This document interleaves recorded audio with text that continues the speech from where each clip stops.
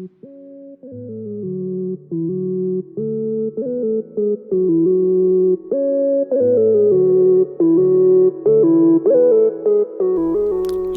this is Jari9 here, and we are back with another Minecraft plugin showcase. Today we will be reviewing Electricraft by RSG Mercenary and Colony88.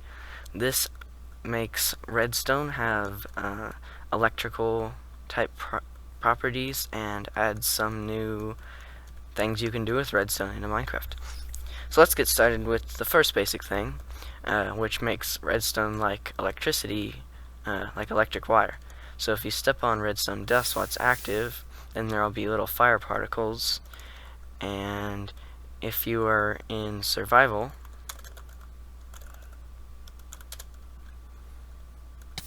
you will take damage from these as though it's a live electrical wire. So that's the first basic thing that makes it like electricity. So let's move on to what you can do with all of this stuff. So the first thing that we have here is a bridge. So the way it works is when you create anything with Electricraft, then you need to create a sign, and on the second line you need to do bracket, capital EC, bracket, and then on the second line you specify what it is, and then on the third line you add any extra things that need to be added that it requires. So the first thing we have here is a bridge, and you put bridge down on the line if you want the bridge to appear on the block below the sign, or if you put bridge up, then it will appear on the block above the sign. So if we switch this lever here, it will activate the bridge down and the bridge up. So the bridge up will activate this block, and the bridge down will activate this block, and it creates a bridge. So this sign created this bridge, which went all the way over here to this sign, which also says bridge up, and then the bridge down went all the way over here to this sign, which said bridge up. And in order for these bridges to work, the signs on each side need to be facing away from each other. So if this sign was facing this direction and said bridge down, and this sign was facing this direction and said bridge down, it would not work. They have to be facing away from each other.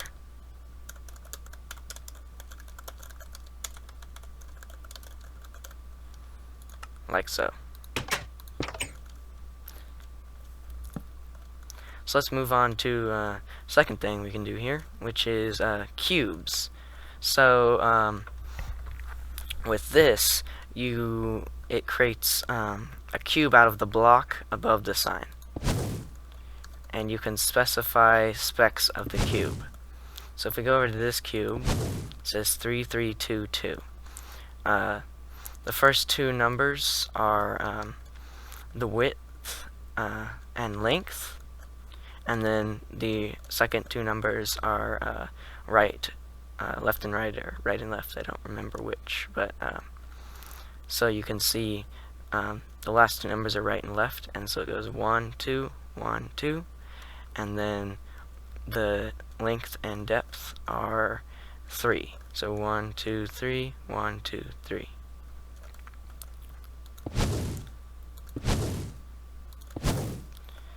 This one just has the height specified as 6, and everything else is 1. The height is the length. And this one has the width specified as 4. So you could actually use this to create bridges. So you could actually just use this instead of using bridges at all, except for you can't activate a cube on both sides because it extends out, and there's not a sign on the other side. It's like if we put a lever here, we would be able to activate it from this side as well, and that side at the same time. And here we have a door. So underneath here, I have a sign that reads EC door up and EC door down. So you need the EC up on the bottom because it's talking about the block above it, and EC down on the top because it talks about the block below it. And it activates a door. All of these have their own custom sound effects and particle effects. Also, when they are active, you cannot break any of the blocks that have been created. So you couldn't use this to cheat and get a bunch of stone bricks or whatever resource you want. So you couldn't make a cube out of diamonds and then mine that diamond cube out. It's protected while it's active. Next we have a gate. So you type /EC gate, and you need to have a little arch like this, and then fence, and then you activate it, and then it puts the fence down. Inside here we have stairs. EC stairs up, so it's indicating the block above it, and EC stairs down, which means it will be going down, and this one is going up. So if we push this, then a little staircase appears.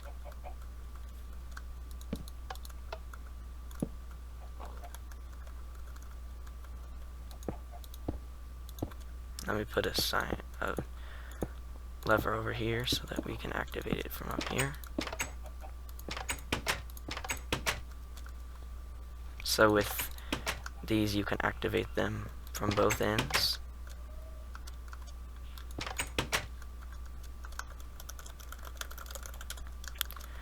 Next we have an electric fence. So how you make this is you get some posts that will run underground, and you put redstone all along here from each post, and then put iron bars along here. If we go into survival, we'll begin taking damage from walking along here, and there are some particle effects and noises. But if we go in here and turn this off, it no longer does anything.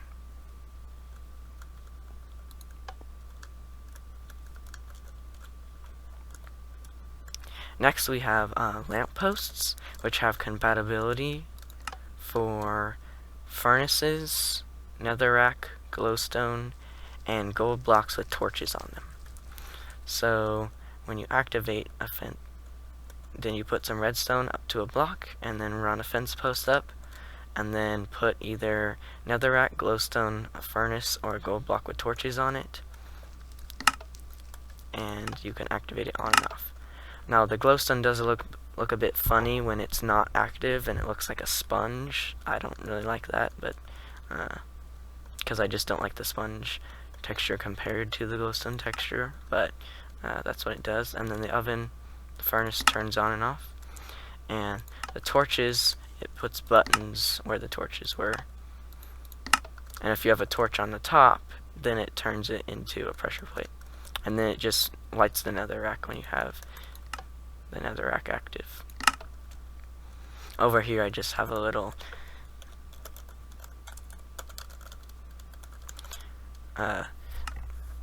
light post that turns on when it turns night using a daylight sensor.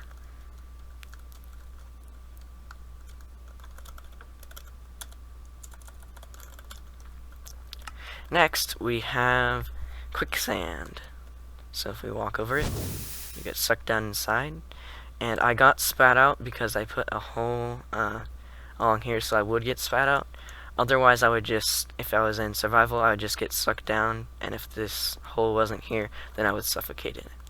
So you put 2 layers of soul sand, and then you run active redstone wire underneath it, and it sucks you in. Next we have the lightning rod. So when you activate it, lightning comes down and hits it, and turn it off, lightning also comes down and hits it.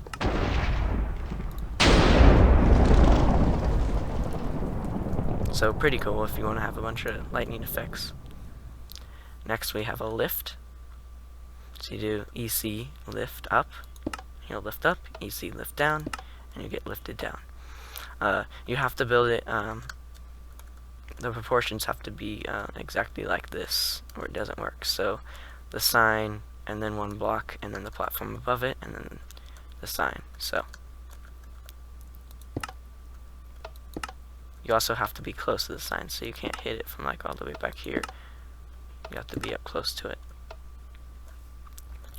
Next, you can just toggle torches on and off with EC torch.